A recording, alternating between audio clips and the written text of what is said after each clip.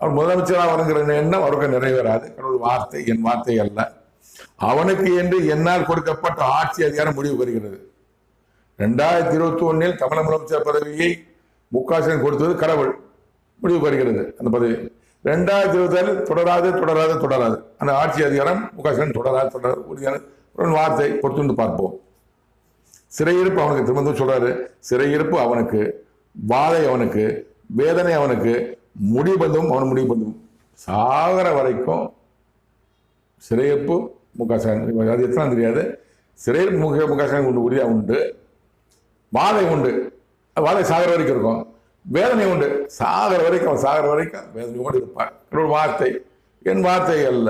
ஏதாவது விளக்கம் கேட்கணும்னா எனக்கு கேளுங்க, நான் பார்த்து சொல்றேன். கடவுள் வார்த்தை என் வார்த்தை அல்ல சொன்னதெல்லாம் நிறைவேறி இருக்குது. எல்லாம் மறந்து பத்து கூறினா நிறைவேறிச்சு. என் மறந்து கூறினா நிறைவேறிச்சு. எல்லாம் கடவுள் வார்த்தை என் வார்த்தை அல்ல.